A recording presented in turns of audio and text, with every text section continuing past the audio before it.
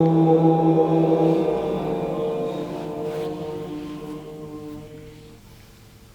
बार पुनः सबकी आवाज आनी चाहिए। ओ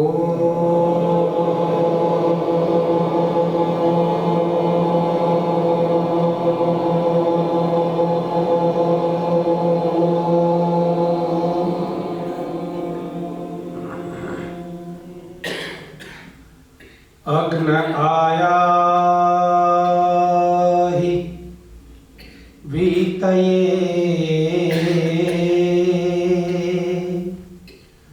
गृणानो हव्यदातये निहोता सत्सिवर्हिषि त्वमेव माता च पिता त्वमेव बन्धुश्च सखा त्वमेव विद्या द्रविणं त्वमेव सर्वं मम देव। हाथ जोड़कर के हृदय से लगाएं।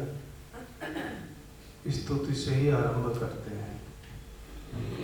आंखें बंद, पीठ सीधी, हाथ जुड़े हुए, बाह्य वातावरण से संबंध विच्छेद, प्रियतम परमात्मा से मिलने की चाह मन में, श्रद्धा से भरा हुआ हृदय। इतने शांत हो जाइए कि आप अपनी धड़कनों तक पहुंच सके। ध्यान से सुनेंगे, मेरे पीछे पीछे बोलेंगे, सबकी आवाज आनी चाहिए। यूं ही जीवन गंवाने से क्या फायदा, यूं ही जीवन गंवाने से क्या फायदा। थोड़ा मस्ती में आके बोलिए, सबकी आवाज आए। आप स्वर की चिंता न करो, बस भक्ति करो। चंदन ईंधन बनाने से क्या फायदा, चंदन ईंधन बनाने से क्या फायदा। जिसमें भक्ति की ज्योति जली ना कभी, जिसमें भक्ति की ज्योति जली ना कभी। जिंदगी ऐसी पाने से क्या फायदा, जिंदगी ऐसी पाने से क्या फायदा। हे प्रभु हम तुम्हारे सदा दास हैं, हे प्रभु हम तुम्हारे सदा दास हैं। भक्ति अमृत को पीने की ही प्यास है, भक्ति अमृत को पीने की ही प्यास है। हम तुम्हें छोड़कर और चाहे किसे, हम तुम्हें छोड़कर और चाहे किसे। पत्ते पत्ते में तेरा ही आभास है, पत्ते पत्ते में तेरा ही आभास है। मैं भटकता रहा झूठी आशा लिए, मैं भटकता रहा झूठी आशा लिए, और जलाता रहा आरती के दिए, और जलाता रहा आरती के दिए। पर मुझे क्या पता था मेरे देवता, पर मुझे क्या पता था मेरे देवता। तू तो आनंद घन मेरे दिल में रहे, तू तो आनंद घन मेरे दिल में रहे। बुनियाद न होकर के बोलेंगे, तू तो अमृत का सागर मेरे ईश है, तू तो अमृत का सागर मेरे ईश है। तेरे चरणों में झुकता मेरा शीश है, तेरे चरणों में झुकता मेरा शीश है। अब तो तेरी शरण में चले आए हैं, अब तो तेरी शरण में चले आए हैं।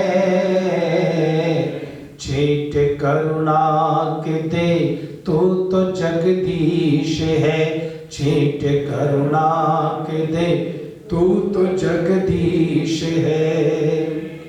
पूरी श्रद्धा से अनुभव के साथ बोलना जी अंतिम चरण आज का। मेरी जिंदगी की नौका की पतवार है, मेरी जिंदगी की नौका की पतवार है, मेरी जिंदगी की नौका की पतवार है। हे प्रभु बस तू ही अब मेरा प्यार है, हे प्रभु बस तू ही अब मेरा प्यार है। तू है सच्चा सखा सच्चा साथी मेरा, तू है सच्चा सखा सच्चा साथी मेरा। जयेंद्र की जिंदगी तेरा उपहार है, ये मेरी जिंदगी तेरा उपहार है, ये मेरी जिंदगी तेरा उपहार है। ओम शांति शांति शांति। हाथों को आगे करके थोड़ा घर्षण कीजिए, गरम नरम हथेलियों को कोमल आंखों पर लगाइए, धीरे से आंखें खोलिए। अपने स्नेह प्रेम और आशीर्वाद की दृष्टि केवल मेरे चेहरे पर केंद्रित कर लीजिए, अब इधर उधर नहीं देखना है। आदर और सम्मान के योग्य आर्य समाज पंचकुला के समादरणीय प्रधान श्री धर्मवीर बत्रा जी, जिनका संपूर्ण जीवन समाज सेवा में वैदिक सिद्धांतों के प्रति समर्पित होकर के बीत रहा है। बस ठीक है। आदर और सम्मान के योग्य आदरणीय डॉक्टर रमेश बाबा जी, जो बहुत उत्साह के साथ सामाजिक गतिविधियों में अपना योगदान दे रहे हैं। अनेक भजनोपदेशकों के प्रेरणा स्रोत, जिनकी मधुर वाणी से अभी पहुँचे हैं और 2 दिन तक जागरण भी किया, क्योंकि विवाह संस्कार रात को कराना बड़ा कठिन कार्य है। आदरणीय पंडित दिनेश जी, बहुत ही आदर और सम्मान के योग्य आज की सभा के संयोजक, आप सबके अत्यंत प्रिय, तो मुझे भी जिनसे बहुत स्नेह आसक्ति है, पंडित जयवीर वैदिक जी, जिनके जीवन को मैंने बहुत निकटता से देखा, जो बहुत उदार हृदय हैं, दानशील हैं, आर्य हैं, अनेक आर्य संस्थाओं का भरण पोषण में अपना योगदान देते हैं। आदरणीय सतपाल आर्य जी, सभी उपस्थित भद्र पुरुषों, वंदनीय अभिनंदनीय मातृशक्ति। आइए थोड़ा सा मेरे साथ गहराई से जुड़ेंगे और आज का विषय है स्तुति से क्या लाभ हो सकता है जीवन में। बहुत बढ़िया बात कही जयवीर जी ने कि अर्थ जो है वो आध्यात्मिक भी होते हैं और अर्थ जो है वो भौतिक भी होते हैं। लेकिन मैं सिर्फ आपसे एक बात कहना चाहता हूँ, अर्थ चाहे आध्यात्मिक हो, अर्थ चाहे भौतिक हो, दोनों अर्थ होते जीवन के लिए ही हैं। जीवन के बिना उन अर्थों का कोई अर्थ नहीं रह जाता। जो भी चीज हमें सिखाई गई महर्षि दयानंद के द्वारा, जो भी शास्त्र बताया गया, जो पढ़ाया गया, जो समझाने की चेष्टा की गई, उसके पीछे जो सबसे बड़ी दिव्य दृष्टि ऋषि दयानंद की है, वो दिव्य दृष्टि यही है कि जो अर्थ है वेदों का, वो तुम्हारे जीवन को कैसे सार्थक बना सकता है, तुम्हारे जीवन को कैसे विकसित कर सकता है, तुम्हारे जीवन को कैसे दिशा दे सकता है, कैसे तुम्हारा मार्ग प्रशस्त कर सकता है। और यही ऋषि दयानंद की दृष्टि की सबसे बड़ी खासियत है साहब। और इसलिए वेद जो है उनको समझने के लिए ऋषि को पढ़ना, ऋषि को जानना, ऋषि के ग्रंथों का स्वाध्याय करना बहुत आवश्यक है। मैं आपको अपनी बताता हूँ, गुरुकुल में पढ़े शास्त्री आचार्य कर लिया, फिर MA PhD कर ली गुरुकुल कांगड़ी में जा करके, लेकिन फिर भी वेद जो है पूरी तरह से बोलो समझ में नहीं आते थे साहब। लगता था कि हमने तो ये पढ़ा है कि व्याकरण इसलिए पढ़ा जाता है कि आपको वेद समझ में आ जाए। व्याकरण भी पढ़ लिया, बड़ी डिग्रियां भी ले ली, और मैं आपको कहने के लिए कोई अपनी डींग मारने के लिए नहीं कह रहा। जैसे मैं हिंदी में आपके सामने बोल रहा हूँ, बिना किसी तैयारी के पूरा व्याख्यान में स्तुति का संस्कृत में दे सकता हूँ, बिना किसी तैयारी के, क्योंकि मुझे संस्कृत का बहुत अच्छा अभ्यास है। ये गुरु कृपा है। जिस गुरुकुल में हम पढ़ते रहें, उस गुरुकुल का वैदिक जी नियम है कि संस्कृत नहीं बोलोगे तो फिर खाना भी बोलो नहीं मिलेगा। तो संस्कृत बोलने पर ही भोजन मिलता है साहब। संस्कृत बोलना अनिवार्य था, तो संस्कृत का अभ्यास हो गया। जिसका भी अभ्यास करोगे उस भाषा में निपुण हो जाओगे। इतना सब कुछ होने के बाद, संस्कृत में कविताओं की रचना करने के बाद, श्लोक लिखने के बाद, फिर भी ऐसा लगता था कि वेद जो है वो समझ में नहीं आते साहब। तो मैं आपको ईमानदारी से कहता हूँ, फिर दोबारा से ऋषि दयानंद के ग्रंथों को उठाया साहब, और ये सोचा कि वेद समझ में नहीं आए तो फिर पठन पाठन तो निरर्थक सा हो जाएगा। और मैं आपको आज भी ईमानदारी से बता देता हूँ, बहुत कम लोग हैं जो वेद को सही से समझ पा रहे हैं। ऋषि के भाष्य को भी एक परिपाटी तो चल गई है हमारे यहाँ पर कि जिसे देखो वो वेद का भाष्य करने बैठ जाता है। ऋषि दयानंद ने एक बात कही है कि वेद भाष्य करने वाला पूर्ण विद्वान होना चाहिए, जितेंद्रिय होना चाहिए, पूर्ण धर्मात्मा होना चाहिए। बहुत सारी शर्तें रखी हैं कि वेद भाष्य करने के कौन अधिकारी हैं, लेकिन जिसे देखो वो भी वेद भाष्य बोलो करता हुआ नजर आ रहा है। लेकिन मैं आपको सिर्फ ये कहना चाहता हूँ, वेद भाष्य जो हुआ है विद्वानों द्वारा या महर्षि दयानंद द्वारा जो वेद भाष्य किया गया है, उसको भी अगर समझने का सामर्थ्य आपके पास आ जाए, उसी से आपको बोलो वेद को समझने का सामर्थ्य भी धीरे धीरे आने लगता है जी। तो वेद जो है उनको समझना और समझाना बहुत आवश्यक है। हम सब भी वेदों से दूर जा रहे हैं। आदरणीय सतपाल जी कल कह रहे थे कि वेद का तो फोबिया सा हो गया आजकल के वक्ताओं को। आपने वेदों की बात शुरू की, सिद्धांतों की बात शुरू की, कहते नहीं तो दाएं बाएं की बात करके वक्ता भी निकलना चाहते हैं। मैंने कहा बिल्कुल नहीं। महर्षि दयानंद का जो सबसे बड़ा पुरुषार्थ रहा, महर्षि दयानंद का जो सबसे बड़ा उद्देश्य रहा, वो उद्देश्य ये था कि भारतवर्ष में फिर से वेदों का पठन पाठन हो और वेद की शिक्षाओं के अनुरूप, वेद के आदर्शों के अनुरूप सबका जीवन बोलो बनता हुआ चला जाए। ये स्वप्न ऋषि दयानंद का रहा, और इस स्वप्न को पूरा करने का दायित्व अगर किसी के पास है तो किसके पास है? वो आर्य समाज के पास है साहब। और इसलिए हम बाकी सब चीजें, मैं निश्चित रूप से आपको कहूँ, धन कैसे अर्जित करना है आप मेरे से बेहतर जानते हैं, घर कैसे चलाना है आप मेरे से बेहतर जानते हैं, दुनियादारी कैसे निभानी है आप मुझसे बेहतर जानते हैं। बड़े बड़े पदों पर बड़े बड़े धुरंधर लोग सामने बैठे हुए हैं जो अत्यंत सम्मान के योग्य हैं, लेकिन वो सूत्र जो सूत्र भारत में छूट रहा था कहीं पर, वो विद्या जिसका धीरे धीरे लोप होता नजर आ रहा था, उसको फिर से प्रकाशित किया महर्षि दयानंद सरस्वती ने। और जो भाष्य किए हैं उन भाष्यों की सबसे बड़ी खासियत ये है कि ऋषि कहते हैं स्तुति करनी है तो फिर स्तुति जीवन के साथ जीवन में उतरनी चाहिए साहब।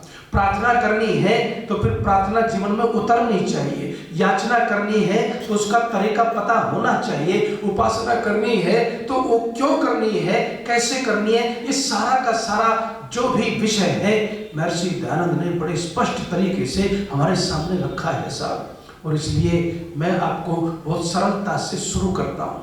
मैं आपको बड़ी विनम्रता से एक बात कहना चाहता हूँ, सारी दुनिया भारतवर्ष को अगर आप देखोगे, खोजोगे, तो आपको ऐसा लगता है इतने भक्त जो हैं, वैसे पूरी दुनिया में भी भक्तों की बोलो कमी नहीं है साहब, भक्तों की कोई कमी नहीं है। मैं हरिद्वार में रहा और हरिद्वार में कितने मंदिर हैं, साफ सुथरे मंदिर हैं, धूप बत्तियां जलती हैं, फूल चढ़ाए जाते हैं, सब जगह भगवान के नाम पर व्यापार सबसे ज्यादा। अगर आज भी दुनिया में किसी के नाम पर होता है तो बोलो किसके नाम पर, बोलो परमात्मा के नाम पर सबसे ज्यादा व्यापार होता है साहब। अरबों खरबों का खेल होता है। एक सामान्य 7वीं 8वीं पास कहीं न कहीं भगवान के किसी न किसी रूप का सहारा लेकर के, तथा कथित रूप कह सकता हूं मैं, है सहारा लेकर के अरबों खरबों का मालिक बन जाता है। और ये दुनिया में ये चीजें चल रही हैं। भगवान के नाम पर दुकानें बहुत हैं, लेकिन उन दुकानों में बोलो तो सही भगवान कहीं आपको नजर नहीं आएगा। भगवान के नाम पर मकान बहुत हैं, लेकिन उन मकानों में परमात्मा कहीं नजर नहीं आएगा। तब ऋषि ने एक मंत्र दिया, तमुष्टु ही, तू उस परमात्मा की स्तुति कर जो मकान में भी रहता है और बोलो मकान के बाहर भी रहता है, जो वृक्षों में भी रहता है, जो फूलों में भी रहता है, जो कलियों में भी रहता है, जो सब जगह रहता है। तो उस परमात्मा की स्तुति कर, तमुष्टु ही। और एक बात और कही, अभी बहुत सुंदर गीत हमारे नरेश जी गा रहे थे कि स्वयं प्रकाशित परमात्मा ने सूर्य और चंद्रमा आदि को भी बोलो प्रकाशित किया है साहब। स्वयं तो प्रकाशित है, उनको भी प्रकाशित किया है। तो परमात्मा फूलों में, कलियों में, तारों में, चांद में, सूर्य में, सब जगह रहता है कहते हैं। लेकिन एक और विशेष जगह है जहां परमात्मा रहता है। तो मैंने पूछा कौन सा? यो अंतः सिंधु, तेरा जो हृदय है ना, ये सागर की तरह से है। जैसे सागर में अनंत लहरें होती हैं, ऐसे ही इस हृदय के अंदर भी बोलो लहरें, थोड़ा थोड़ा बोल लिया करो, अनंत लहरें हैं साहब। इसमें इच्छाओं की भी, वासनाओं की भी, लोभ की भी, अध्यात्म की भी, भौतिकता की भी, सब लहरें हैं इस हृदय में। ये है छोटा, लेकिन समुद्र भी बोलो इसके सामने छोटा नजर आता है साहब, है इतना विशाल ये हृदय। तो कहते हैं तेरे हृदय रूपी सागर में भी वह परमपिता परमात्मा बोलो रहता है। और जो हृदय रूपी सागर में रहता है तो उसी परमात्मा की स्तुति किया कर साहब। और फिर कहता है कि परमात्मा कैसा है? युवान मद्रोग वाचम सुसेवम, उस परमपिता परमात्मा ने ही तुम्हें ये ईश्वर की वाणी बोलो दी है, जो कभी भी पुरानी नहीं होती और जो सबके लिए है। ये वाणी भी उस परमपिता परमात्मा की दी हुई वाणी है। और उस परमात्मा की दी हुई वाणी में कहते हैं भक्त को कि तू ये संदेश को समझ ले, जान ले और उस परमात्मा की बोलो स्तुति किया कर। मैं मेरठ में था, एक प्रश्न आया गंभीर। प्रश्न कैसा आया? महर्षि दयानंद सरस्वती जब सत्यार्थ प्रकाश लिखते हैं तो मंगलाचरण लिखते हैं। पहला मंत्र कौन सा लिखते हैं? सन्नो मित्रः संवरुणः सन्नो भवत्वर्यमा। कहते हैं इस मंत्र पर भी बहुत सुंदर भाव है इसके, लेकिन अभी इसको नहीं छेड़ रहा हूं मैं। फिर वो कहते हैं कि त्वमेव प्रत्यक्षम ब्रह्मासि त्वमेव प्रत्यक्षम ब्रह्म वदिष्यामि। अब एक व्यक्ति ने ये प्रश्न उठा दिया मेरी तरफ। कहते हैं आचार्य जी, कई वक्ताओं से भी पूछा, उपदेशकों से भी पूछा, संतुष्टि सी नहीं हुई। ठीक ठाक जवाब दिया, लेकिन जब तक संतुष्टि ना हो उत्तर से तो व्यक्ति प्रश्न जो है पूछता ही रहता है। कहते हैं यहाँ पर कहा है त्वमेव, ध्यान से सुनना जरा, लेकिन थोड़ा मेरे साथ लगे रहो, नहीं तो फिर आलस्य आ जाएगा, प्रमाद आ जाएगा, क्योंकि विषय थोड़े रसीले जरूर है लेकिन गंभीर भी है। तो वैसे तो मैं बहुत सरल भाषा रखता हूँ जिससे पूरी बात आप तक पहुँचती है, लेकिन फिर भी बैठे बैठे जो है ना कई बार आलस्य घेर लेता है। तो जहाँ मैं कहूँ वहाँ बोल करके बोलो, मेरा साथ दिया करो। प्रश्न पूछा त्वमेव प्रत्यक्षम ब्रह्मासि, कि तुम जो है इसका अर्थ क्या है, और त्वमेव प्रत्यक्षम ब्रह्म वदिष्यामि। अब इन दोनों में वही बात लगभग आई है, तो फिर कहते हैं कि ये बताओ कि इसका अर्थ क्या है, त्वमेव प्रत्यक्षम ब्रह्मासि त्वमेव प्रत्यक्षम ब्रह्म वदिष्यामि। मैंने कहा देख भाई, इस प्रश्न का उत्तर मैं तुझे 2 मिनट में नहीं दे सकता। शाम का जो व्याख्यान है मैं इसी पर दे दूंगा, तो तेरे साथ साथ मैंने कहा दूसरों का भी कल्याण हो जाएगा। अब वो कहता है जी ठीक है, शाम को व्याख्यान शुरू हुआ, उसका सार सिर्फ आपको बताऊंगा। तो प्रश्न था कि त्वमेव प्रत्यक्षम ब्रह्मासि, जब आप ये कहते हैं कि परमात्मा निराकार है, तो फिर उसका प्रत्यक्ष हो तो कैसे हो? जरा बात को समझिएगा, पकड़िएगा ध्यान से जरा। जब परमात्मा निराकार है, उसका कोई चेहरा नहीं, उसका कोई रूप नहीं, उसकी कोई तस्वीर नहीं, उसका कोई फोटो नहीं, उसके कोई हाथ नहीं, उसके कोई पैर नहीं, उसकी कोई आंखें नहीं, उसका कोई नाक नहीं, फिर प्रत्यक्ष कैसे? प्रत्यक्ष तो इंद्रियों से किसका करोगे बोलो? जो चीज आकार वाली हो उसी का प्रत्यक्ष जो है आप अपनी इंद्रियों से कर सकते हो। और दर्शन भी क्या कहता है? इंद्रिय जन्यम जानम प्रत्यक्ष, कि जो इंद्रियों के द्वारा जाना जाता है उसी को बोलो क्या कहते हैं? प्रत्यक्ष ज्ञान कहते हैं। आप मुझे देख रहे हैं तो प्रत्यक्ष देख रहे हैं, प्रत्यक्ष देख रहे हैं? बोलो प्रत्यक्ष देख रहे हैं, बहुत अच्छे। आप मुझे प्रत्यक्ष देख रहे हैं और आप सुन भी कैसे रहे हैं? बोलो प्रत्यक्ष जो है सुन रहे हैं। आप महसूस भी कैसे कर रहे हैं? प्रत्यक्ष महसूस कर रहे हैं। सब कुछ प्रत्यक्ष है, क्योंकि आपकी ज्ञानेंद्रियां आपको बता रही है, कान आपको बता रहा है कि मैं क्या बोल रहा हूं, और आपकी आंखें मुझे देख रही हैं, बता रही हैं कि भाई जयेंद्र नाम का व्यक्ति बैठा हुआ यहाँ बोल रहा है। ऐसा प्रत्यक्ष होता है। लेकिन प्रश्न उसका गंभीर था, स्वाध्यायशील व्यक्ति था। उसने कहा कि एक बात बताइए, बेवकूफ बनाते रहते हैं आप लोग, सही से बातों को समझाते नहीं हो, कहते हो उसका प्रत्यक्ष नहीं हो सकता, और फिर कहते हो कि उसको ऋषिदानंद, इतने बड़े विद्वान जिनके चरणों में बैठ करके हम सब ने थोड़ा बहुत सीखा है। तब मैंने उसको कहा कि प्रत्यक्ष करने के और भी कई तरीके बोलो होते हैं। तो मैंने उसको अनुभूति पर, अनुमान पर लेकर के गया। ऋषि ने ये बात कही कि अनुमान प्रमाण के द्वारा भी आप चीजों को बोलो प्रत्यक्ष कर सकते हैं। एक तो पूर्ववत अनुमान होता है, शेषवत होता है, सामान्य तो दृष्ट होता है। पूर्ववत अनुमान कैसा होता है कि भाई आपने बादल देखे, बादलों को देख करके आप ये अनुमान करते हैं कि बारिश हो सकती है। ये अनुमान झूठ भी हो सकता है कि नहीं है? कई बार बादल आते हैं, धोखा दे के चले जाते हैं, बूंद नहीं बरसती। और फिर शेषवत अनुमान होता है कि जो आपने सुबह उठे देखा सारी छत पर पानी भरा पड़ा है, रात को जो मैंने कपड़े सुखाए थे वो सब भीग गए हैं, तो आप क्या कहते हैं कि रात को निश्चित रूप से बोलो बारिश हुई थी। इसको शेषवत अनुमान कहते हैं। अब मैंने आगे उनको समझाया, मैंने कहा यहाँ प्रत्यक्ष कैसे करोगे तुम? शेषवत अनुमान से ये तो सिद्ध हो गया कि चलो परमात्मा है, लेकिन उसका प्रत्यक्ष कैसे करोगे? तब मैंने उनको समझाया। तब ऋषि कहता है कि जो भक्त होता है ना, भक्त क्या करता है? भक्त जो है परमात्मा का अनुभव सब तरह करता है। क्या करता है बोलो? परमात्मा का अनुभव सब तरफ करता है। फूलों में भी किसको देखता है? रचनाकार की रचना को देखता है। हमारे भजनोपदेशक गाते हैं भजन कि ये जिसकी रचना इतनी सुंदर है वो कितना सुंदर होगा। तो ये बात है कि नहीं है कि जिसकी रचना इतनी सुंदर है वो कितना सुंदर होगा। तो कहते हैं मैंने उसको समझाया, जब तुम कोयल की कूक सुनते हो उसमें भी किसका अनुभव करते हो बोलो? भक्त जो है उसमें भी परमात्मा की महिमा का बोलो अनुभव करता है। जब वो नदियों को देखता है कल कल करते हुए ना, तो उस समय भी वह किसका अनुभव करता है?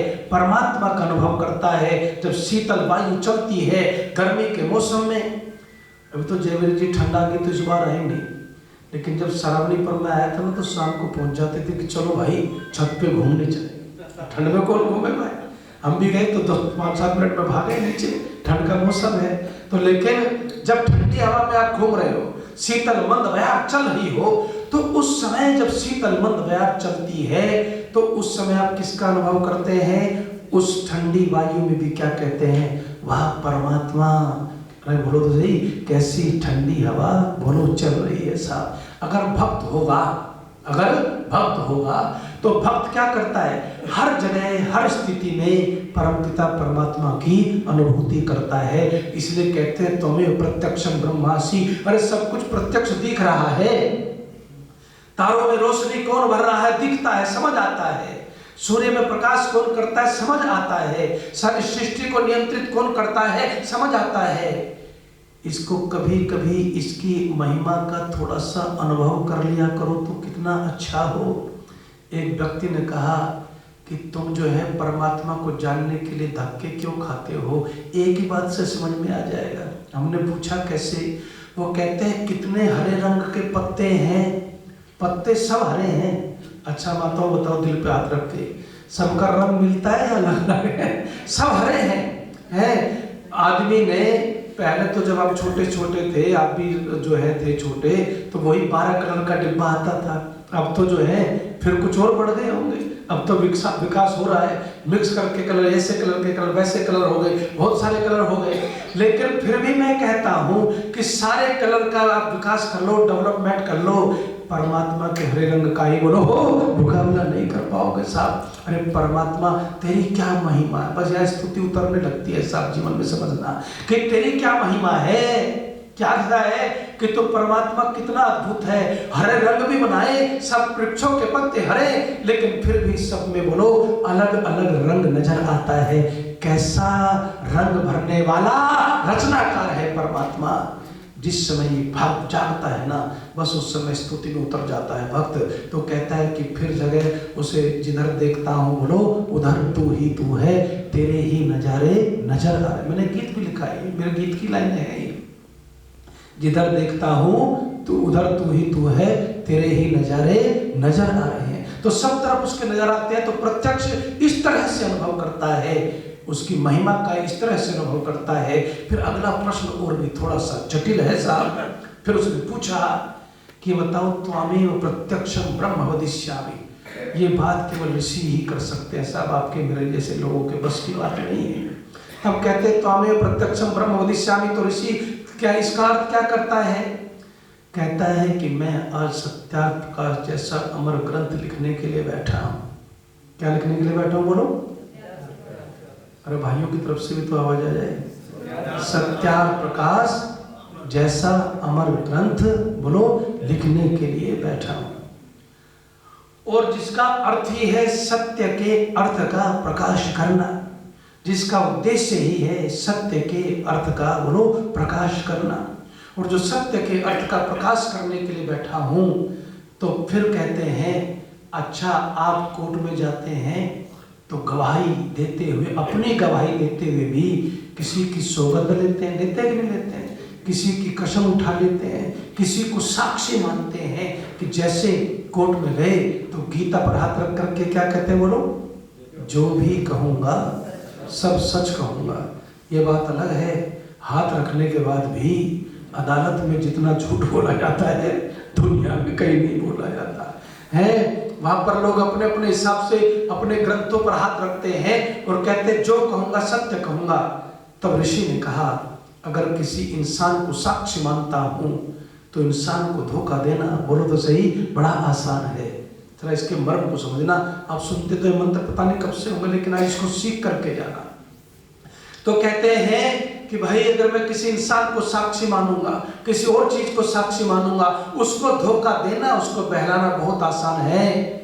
लेकिन परमात्मा बोलो तो सही, मैं साक्षी तुम्हें बनाता हूं क्योंकि सारी दुनिया को धोखा दे सकता हूं, लेकिन हे भगवान तुम्हें धोखा कभी नहीं दे सकता, क्योंकि धोखा दूंगा भी तो भी तुम पकड़ लोगे, तुम्हारी पकड़ से बाहर थोड़ी है कोई। तुम्हारी पकड़ से बाहर कोई नहीं है। तब कहते हैं ऋषि दानव, त्वमेव प्रत्यक्षम ब्रह्म वदिष्यामि, हे परमात्मा तुम्हें मैं अपने हृदय में प्रत्यक्ष जानता हुआ और तुम्हें साक्षी मानता हुआ इस ग्रंथ को लिख रहा हूं और एक संकल्प लेता हूं, क्या कि जो भी लिखूंगा वो सत्य लिखूंगा, जो भी लिखूंगा केवल सत्य कहूंगा। प्रीतम वदिष्यामि सत्यम वदिष्यामि, सत्य लिखूंगा, सत्य कहूंगा, सत्य के अलावा कुछ नहीं। और मैं आपको निश्चित रूप से कह देता हूं, एक ऐसा ग्रंथ दुनिया में लिखा गया जिसके लेखक ने ग्रंथ के शुरू में कहा, ईश्वर को साक्षी मान करके जो लिखूंगा सत्य लिखूंगा, और ग्रंथ समाप्ति पर भी लिखा, जो भी लिखा बोल तो सही, केवल सत्य और सही लिखा साहब। ऐसा दूसरा ग्रंथ आपको दुनिया में नजर नहीं आएगा, न ऐसा कोई लेखक नजर आएगा आपको।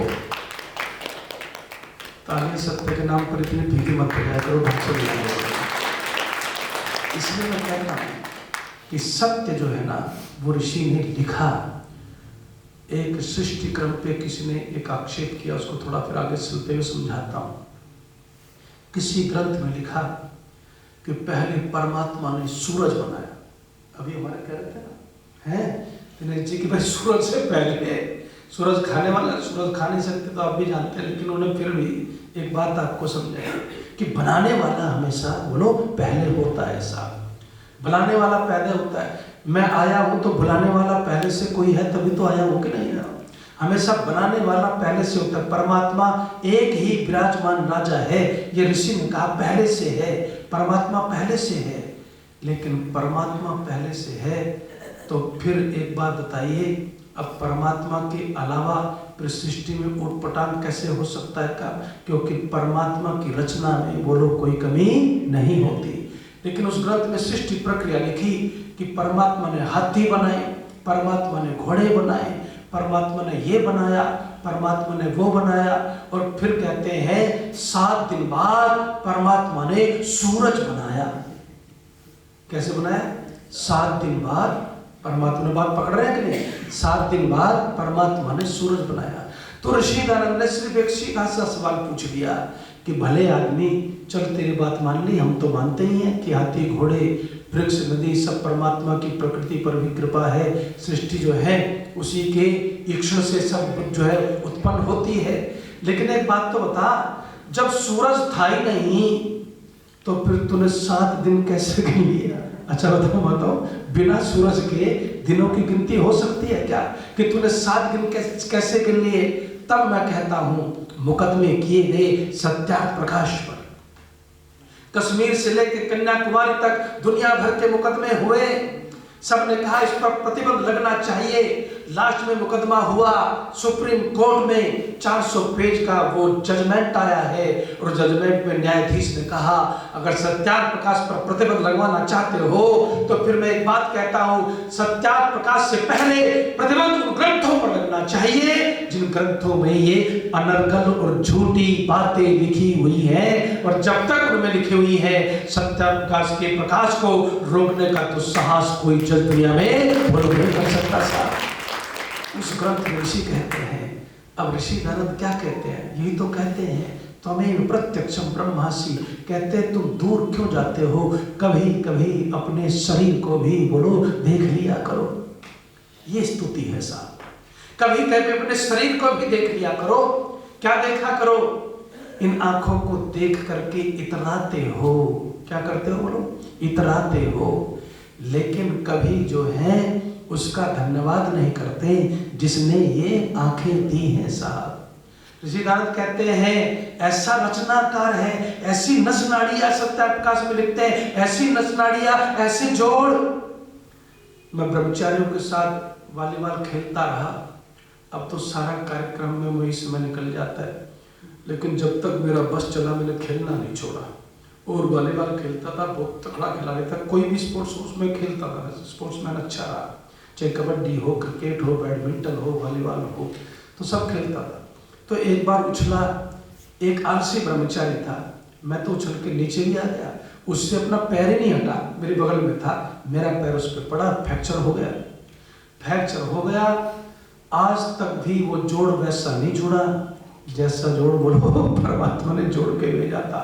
अच्छा, जिसकी हड्डियां वड्डियां टूट जाती हैं तो आजकल लोहे की भी लेकर के आते हैं, लोहे की रोड डालते हैं, लेकिन परमात्मा के जोड़ों को देखिए आपको कैसा अद्भुत मिलता है। और एक बात तो बड़े कमाल की है, परमात्मा ने सबसे ज्यादा अमृत कहाँ रखा है बोलो? यहाँ पर रखा है। कहते हैं उल्टे कटोरे में जो है सबसे बढ़िया अमृत भरा हुआ है। अगर सोचो इसको सीधे कटोरे की तरह रख देता तो कितना विचित्र लगते हम लोग जो है। तो इतना अद्भुत रचनाकार है, सबसे बढ़िया अमृत यहाँ है, लेकिन फिर भी उसकी कैसे सुरक्षा की है। तो ऋषि कहते हैं कभी कभी अपने शरीर को देख करके ही उसकी महिमा का बोलो अनुभव कर लिया करो, उसके गुणों का अनुभव कर लिया करो। यहाँ से शुरुआत होती है स्तुति की। तो कहते हैं तमुष्ट ही उसकी स्तुति करना जो तेरे अंदर बैठा हुआ है। इधर उधर क्यों भागता है? तो सबसे बड़ी दिक्कत क्या है बताऊं मैं आपको, हमारे साथ क्या, दुनिया के साथ क्या है? जिसकी आंखें नहीं उसकी आंखें बोलो देखनी है साहब, जिसके पैर नहीं उसके पैर छूने हैं हमें, जिसके हाथ नहीं उसके हाथ हमें जरूर पकड़ने हैं साहब। यानी ये कहाँ से आम लोग दुनिया भटक रही है, मेरे को समझ नहीं आता।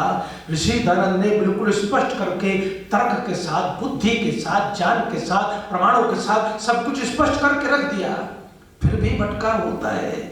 भटकना नहीं है, कहते हैं वो अंतर बैठा हुआ है तो उसकी स्तुति कर लिया कर, उसकी स्तुति करते हैं।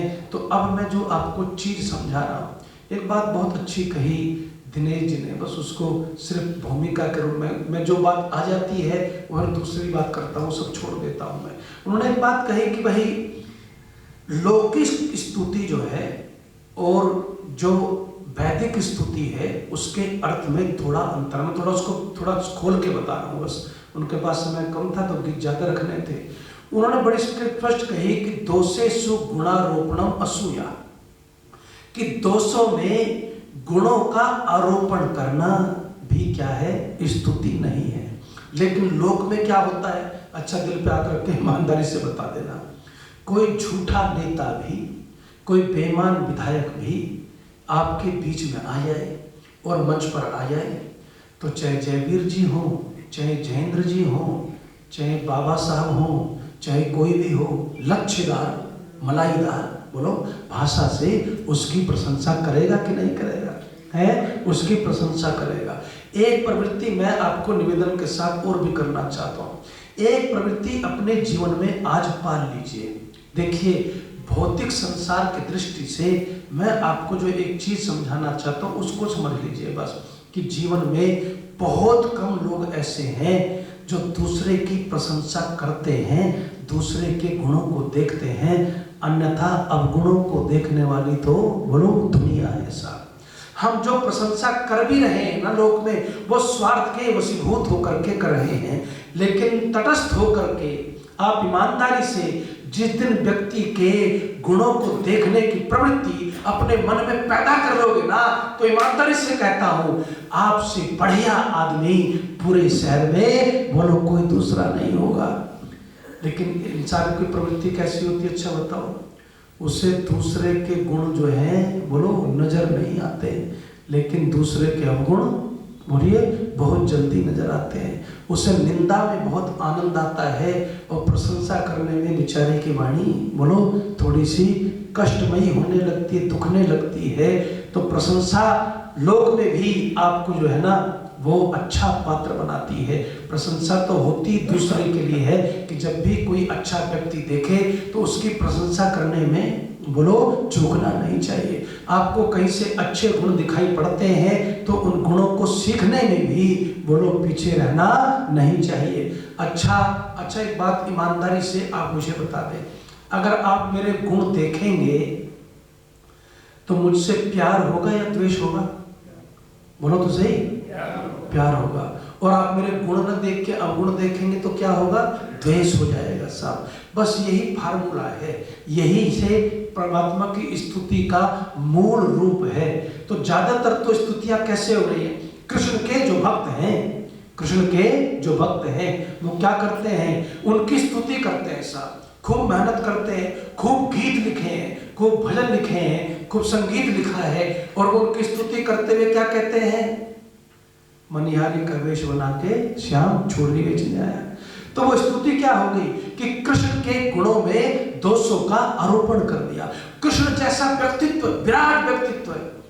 मैं क्या कहता हूं कि कभी कृष्ण पर, जन्माष्टमी थी तो शायद मैंने बोला भी होगा, तो कभी कृष्ण पर सुनिएगा कि जो है महाभारत का कृष्ण कैसा कृष्ण है। और मैं आज आपको ईमानदारी से एक बात जरूर कहना चाहता हूं, इस देश को आज की परिस्थितियों में बांसुरी वाले, मुरली वाले कृष्ण की जरूरत नहीं है। इस देश को अगर जरूरत है तो बोलो सुदर्शन चक्रधारी कृष्ण की जरूरत है साहब।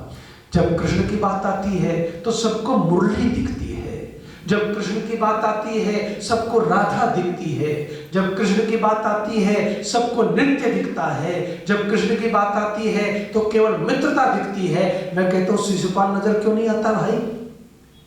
अन्याय करने वाले, गालियां देने वाले, देश के साथ गद्दारी करने वाले, धर्म के खिलाफ खड़े होने वाले, शिशुपाल का गर्दन किसने उड़ाई है? योगेश्वर कृष्ण ने भरी सभा में वहीं पर उड़ा दिया।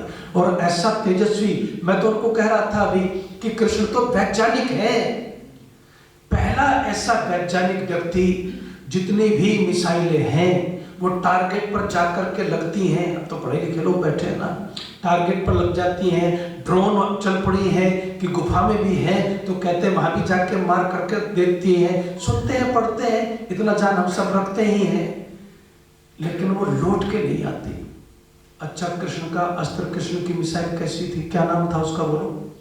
सुदर्शन चक्र। क्या बात है, चेहरे पर रौनक आ गई सुदर्शन चक्र का नाम सुन के है। कृष्ण की इस मिसाइल सुदर्शन चक्र है और वो पहली ऐसी मिसाइल है जो जाती भी है और बोलो तो सही, लौटकर आती भी है।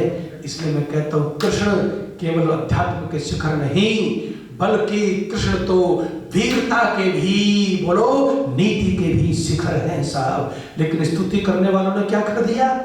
स्तुति करने वालों ने ये कर दिया कि उनके गुणों को न देख करके गुणों में भी दोषों को, बोलो, उसमें अंदर डाल दिया साहब। तो कहते हैं ये स्तुति ना हुई।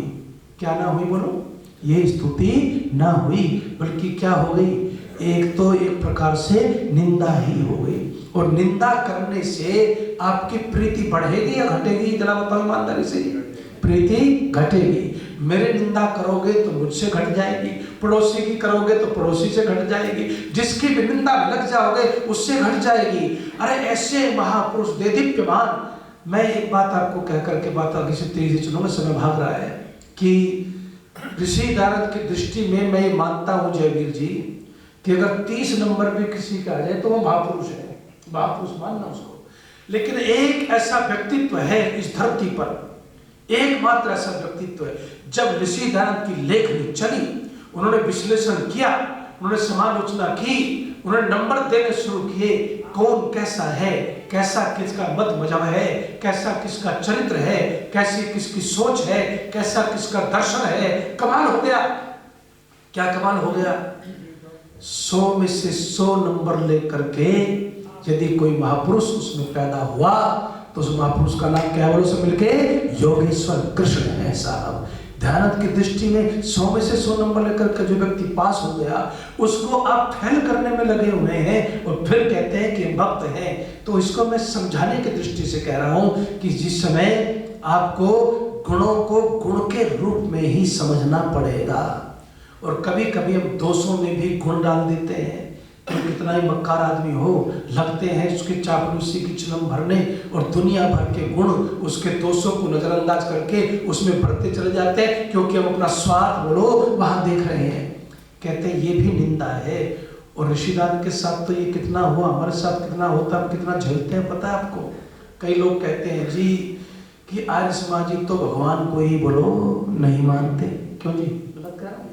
आप तो भगवान को ही नहीं मानते, आप राम को ही नहीं मानते, आप कृष्ण को ही नहीं मानते। मैंने कहा कहां से आया तू, कौन से स्टेशन से आया? किसी ने बहका दिया तुझे? राम को हम जानते भी हैं और बोलो मानते भी हैं। हम भगवान को जानते भी हैं और मानते भी हैं। भगवान कैसा है, राम कैसे हैं, कृष्ण कैसे हैं, हम जानते हैं। लेकिन एक बात अगली जल्दी से कहता हूं, कहते हैं गुणेषु गुणारोपणम दोषेषु दोषारोपणम चैव स्तुति। ऋषि कहता है यहाँ पर वैदिक स्तुति थोड़ी अलग हो जाती है, लौकिक प्रशंसा से थोड़ी अलग हो जाती है। लोक में भी प्रशंसा करनी सीखनी चाहिए। देखिए, मैं एक आर्य समाज में गया, मेरा स्वभाव है, मुझे सब लोग बहुत अच्छे लगते हैं, तो मैंने वहाँ के अधिकारियों की कुछ कार्यक्रम अच्छा हुआ तो अच्छी जम के प्रशंसा करती है।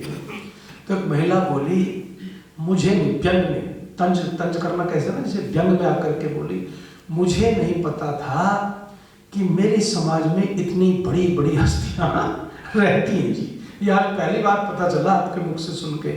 मैंने कहा कभी कभी अपनी नजरें बदल लिया करो तो आपको पता चलेगा कि आपके समाज में बाकी बोलो हस्तियां रहती हैं साहब। तो इस दृष्टिकोण से, जैसी दृष्टि बोलो वैसी सृष्टि। अब सृष्टि को समझते हुए, परमात्मा को समझते हुए जब दृष्टि बनती है तो फिर आप स्तुति करने लगते हैं, फिर आप भक्त हो जाते हैं साहब।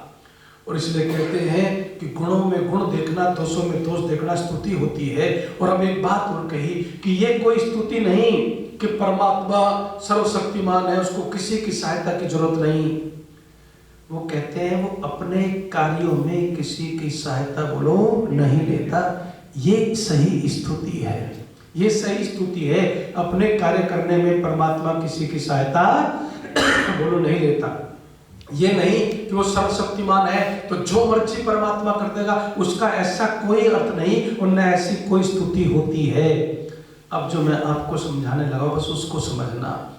स्तुति का मतलब होता है कि जब तुम परमात्मा की स्तुति करो तो फिर उसके गुणों को ध्यान में रख करके शब्दों का चयन करके उसकी स्तुति करते जाओ। जैसे कि परमात्मा तुम बोलो निराकार हो, और जैसे जैसे तुम परमात्मा की महिमा को समझते जाते हो, जैसे जैसे तुम परमात्मा के स्वरूप को समझते जाते हो, जैसे जैसे तुम परमात्मा के उपकारों को समझते जाते हो, जैसे जैसे तुम उस रचना की गहराई में उतरते हो, जैसे जैसे उस रचनाकार के स्वरूप को जानने लगते हो, धीरे धीरे ही सही लेकिन क्या होने लगता है बोलो, तुम्हें उससे प्यार होने लगता है।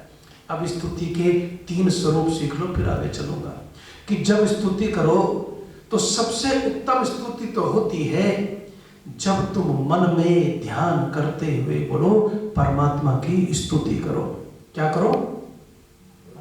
मन में ध्यान करते हुए परमात्मा की स्तुति करो। ये सबसे उत्तम स्तुति है, जिसको जप भी कहते हैं, जिसको बोलो ध्यान भी कहते हैं। ध्यान के विषय में बहुत सारी चीजें हैं, बहुत सारी विधियां हैं, बहुत सारी प्रक्रियाएं हैं, बहुत सारी चीजें हैं जो ध्यान से पहले आपको जीवन में करनी पड़ती हैं। लेकिन मैं जो मानता हूं बस वो आपको समझा रहा हूं, शायद कोई ऐसी बात आपको समझाएगा भी नहीं। मैं जो मानता हूं कि ध्यान जो है वो स्वाभाविक है साहब। आपको ध्यान करना आता है, आपको कहीं से ट्रेनिंग की कोई जरूरत नहीं है, आपको ध्यान करना आता है। अच्छा, जब आप स्कूल में गए और आपको पाठ समझ में नहीं आ रहा था तो आपकी मैडम ने, टीचर ने क्या कहा था आपको? बेटा, अरे बोलो तो सही, क्या इतने समझदार लोग श्रोता बैठे हैं, बेटा ध्यान से सुनो। ध्यान शुरू हुआ कि नहीं हुआ? ध्यान नेचुरल है, ध्यान प्राकृतिक है। ध्यान जिसका नहीं होता वो व्यक्ति, उसकी याददाश्त चली जाती है, वो व्यक्ति उन्मत्त जैसा हो जाता है। ध्यान के बिना तो एक कदम भी नहीं चलोगे। बस उस ध्यान की सामर्थ्य को जो नेचुरल रूप से परमात्मा ने तुम्हें दे के भेजी है उसको सिर्फ बढ़ाने की बोलो आवश्यकता होती है साहब। कैसे बढ़ता है वो जरा इसको समझिए, और सरलता से समझाता हूँ। जैसे कि आपको क्रोध आ गया, जब क्रोध आता है तो सामने वाला व्यक्ति चाहे कितना भी बोलो प्रिय हो, कितना भी प्रिय हो, आप क्या सोचते हैं? आप सोचते हैं कि भाई इसकी जान ले लूं, ऐसा लगता है जब ज्यादा क्रोध आता है। और ऋषि दानंद ने 5 चीजें लिखी हैं जो प्रतिदिन आपको मृत्यु की तरफ धकेलती हैं, मृत्यु की तरफ धकेलती हैं। उनमें से क्रोध को भी लिखा है, याद रखना। जब एक बार भयंकर क्रोध आता है ना तो ऋषि कहते हैं तुम्हारी आयु घटती है, 6 घंटे तुम्हें सामान्य होने में लगते हैं और फिर तुम मृत्यु के निकट होकर के आते हो, मृत्यु के निकट होकर के आते हो। तो कहते हैं क्रोध आ गया भयंकर, लेकिन मैं तो ध्यान समझाने बैठा हूं क्रोध की, तो फिर कर लेंगे बात।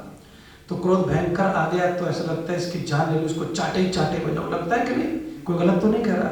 लेकिन थोड़ी देर बाद आप जाते हैं, आराम से बैठ जाते हैं, फिर ध्यान करते हैं और ध्यान करके क्या सोचते हैं, अरे गुस्सा मैंने किया जबकि गलती बोलो मेरी ही थी। ध्यान ने आपको चेता दिया साहब, ध्यान चेतना देता है, बस यही ध्यान की सबसे बड़ी खासियत है। और फिर आप जाते हैं उठ करके, शांत हो जाते हैं, ध्यान से शांत हो गए, ध्यान से सोचा समझा विचार किया, फिर शांत हो गए और शांत होकर के फिर उसके पास गए, जिसकी जान लेना चाहते थे उसी के आगे बोलो तो सही, कैसे हो गए? हाथ जोड़ के खड़े हो गए, माफ कर दो साहब। ये ध्यान है।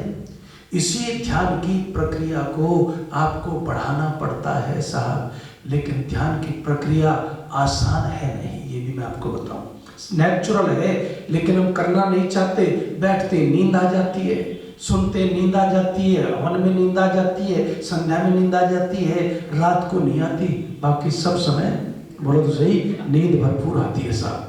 मैं तो ईमानदारी की बात कर रहा हूँ, है मतलब रात को नींद नहीं आएगी, बाकी मेरा पूरे दिन सोओगे, है तो आप ही समझिए नींद आ जाती है।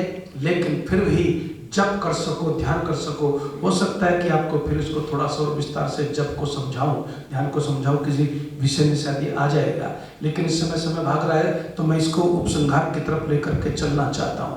तो मैं आपको कह रहा था कि ध्यान जो है वो स्वाभाविक है, आपके अंदर है, उसकी ज्यादा ट्रेनिंग की बजाय उसके अभ्यास की जरूरत होती है। बस वो अभ्यास कैसे किया जाता है उसकी भी एक प्रक्रिया है, वो चीजें जान का विषय है, बाकी तो अभ्यास आपको स्वयं करना है। तो ध्यान और जप से आप स्तुति कर सकते हैं परमात्मा की। अब दूसरा कहा कि फिर वाणी से कर लो। नींद आती है, ये मेरी कविता है ना, जो ही जीवन गंवाने से क्या फायदा। ये पता नहीं देश में इसके 10 चरण है, कहाँ कही जाती है, मैंने नहीं भी लिख ली, जैसे वो भी सारी सृष्टि का उसको भी लोग आनंद से सुनते हैं, लेकिन इसकी डिमांड जरूर आ जाती है कि जो वो वाली जो है पुराने वाली जरूर बुलवाया करो साहब।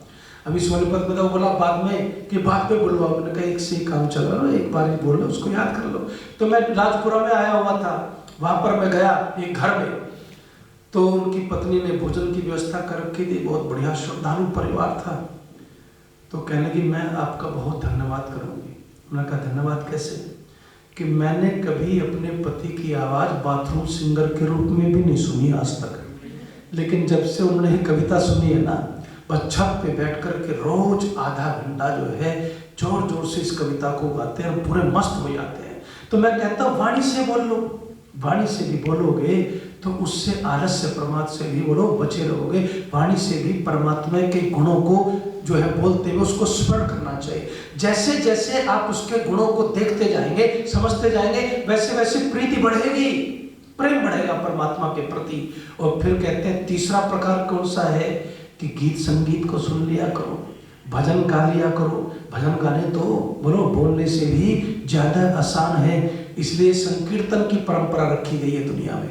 अब संकीर्तन क्या हो रहा है, हम जो है आप जाकर के कभी कीर्तन जो करवाते हैं ना उनका सुनिएगा साहब, एंटरटेनमेंट चलता है, भक्ति नहीं चलती, स्तुति नहीं होती, प्रार्थना नहीं होती, बस वे ही फिल्मी धुने हैं, वैसे ही बाजे हैं, वैसे ही शोर शराबा है, वैसे ही डांस हो गया और सब हो परमात्मा के नाम पर रहा है। खैर उधर मैं आपको भी नहीं ले जा रहा, आपको सिर्फ इशारे में बता दिया है।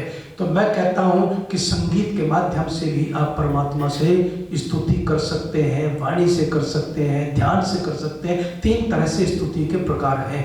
फिर पूछा कि लाभ क्या है? बिना लाभ के कोई काम करता है सतपाल जी? लाभ सबको चाहिए। अब ऋषिदान ने कमाल की बात की, बस यहाँ मैं ऋषि का दीवाना हो जाता हूँ साहब। ऋषिदान कहते हैं खाली बोलोगे प्रीति होगी, तुम्हें मिला क्या? तुम्हारी झोली भरनी चाहिए।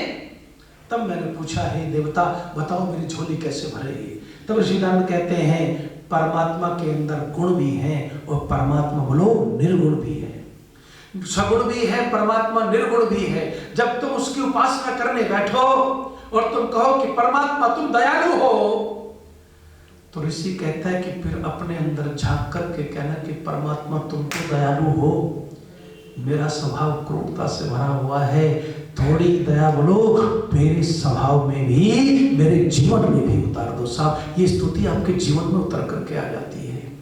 कहते हैं कि परमात्मा अपाप विद्धम, तुम तो पाप से रहित हो, लेकिन मैं पाप करता हुआ डरता ही नहीं हूं।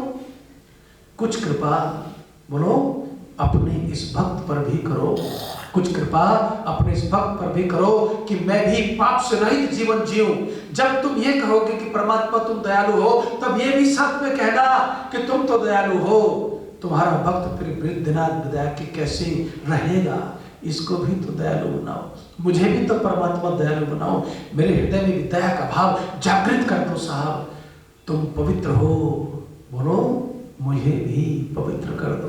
पता नहीं कितना कालुष्य लिए फिरता हूं मैं साहब, कितनी गंदगी लिए फिरता हूं, और कहते हैं परमात्मा तुम ही वो हो जो मुझे बोलो पवित्र और पावन कर सकते हो। तो परमात्मा तुम मुझे पवित्र कर दो, तुम मुझे दयालु बना दो, और परमात्मा तुम मुझे बोलो पाप से रहित कर दो। जब ऐसे करके स्तुति करोगे ना, तो फिर बोलने के साथ व्यवहार में स्तुति आ जाएगी साहब, फिर जीवन बदलेगा। हमारा सबका जीवन बदलता हुआ क्यों नजर नहीं आता? क्योंकि हमने आज तक ऐसी स्तुति की नहीं। हम कहते हैं परमात्मा तुम दयालु, बस तुम ही दयालु रहो, मुझे तो दया करने की जरूरत ही नहीं है साहब। परमात्मा तुम पवित्र हो, बस तुम ही पवित्र रहो, मेरी तो गाड़ी जैसे चल रही है बोलो वैसे ही चलने दो। ऐसी स्तुति नहीं होती। तुम पवित्र हो तो मुझे पवित्र करो, तुम दयालु हो तो मुझे दयालु बनाओ।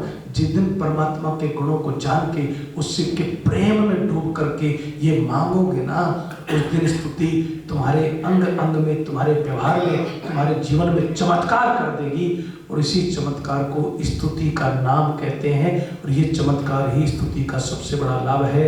समय की मर्यादा है, मैं एक क्षण अपना छोड़ता नहीं, दूसरे का कभी लेता नहीं। इन्हीं शब्दों के साथ समय की मर्यादा का ध्यान रखते हुए वाणी को विराम। ओम शांति शांति।